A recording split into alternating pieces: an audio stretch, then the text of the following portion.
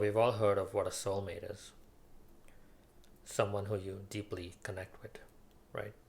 You share the same interests, the same likes and dislikes. You talk about the same stuff, finish each other's sentences. You may consider your partner or your spouse a soulmate. Some people may even consider their best friends as soulmates because you have things in common, that are very similar to each other, likes and dislikes. But personally, I connect more with my mind than I do with my soul. And if I'm being honest, I feel that when we talk about the mind or the soul, we're talking about the same thing here. Although the soul is more about what you feel, the emotions you feel, right? It's about feelings, the essence of who you are.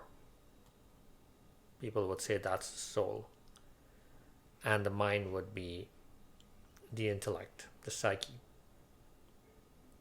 the thoughts in your mind, the activity of your mind. All of that is mind. But I don't see any difference personally. I think we're talking about the same thing here when we talk about mind or soul. There might be a subtle difference there. So, when we're talking about soulmates, we're talking about mind mates because really, in essence, you connect with your mind, connects with their minds. You think the same stuff, you talk about the same stuff, you have things in common, right? When it comes to love, then yes, maybe soulmates would be more appropriate and more poetic in that sense, right? Because that's about feelings and emotions. Now, given that all of our minds are sourced from the larger mind, another way of saying that is that all of our souls is sourced from the larger soul. It's why I use mind and soul synonymously, even though there might be a slight difference there. But why should there be a difference? Why should there be three different parts of you: mind, body, and soul? Isn't that all a representation of the one thing that you are? Right? Sure, you may call yourself mind or soul or body in essence, who you really know yourself to be. It's not like there are three different parts of you fighting with each other, fighting for dominance, right? It's all you. You are all mind, body, and soul together. So the way when I talk about the mind, I am talking about a combination of all of this that comes together, and I'm calling it mind. I'm talking about your consciousness, your soul, your physical body, and of course, mind. And overarching all of this is the larger mind. So, whether you call it soul or body or mind, what sources that is the larger mind. Now, people say that when they die, it is their soul that transcends this realm and goes to another realm, right? Well, isn't that who you are? Is it not you transcending this realm and going to another realm in that case? Is it that a part of you dies, but then there's this part of you that you call the soul? No, it's all soul, right? That's who you are. That's who you connect with. In essence, you are mind and soul that has a physical body, right? So it is that mind or soul that transcends this realm upon that and then moves on.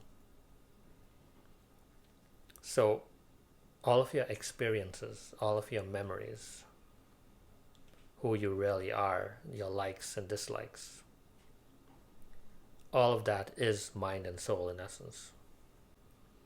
It is not physical body. Your physical body is simply a representation of that mind and soul. So yes, you are still very much that body because it is representative of who you are. But upon death, that is the physical body is what you leave behind. And you move on. What is it that moves on? Of course, it's not the body. You leave the representation behind. And you go to wherever you go. So it is mind and soul, or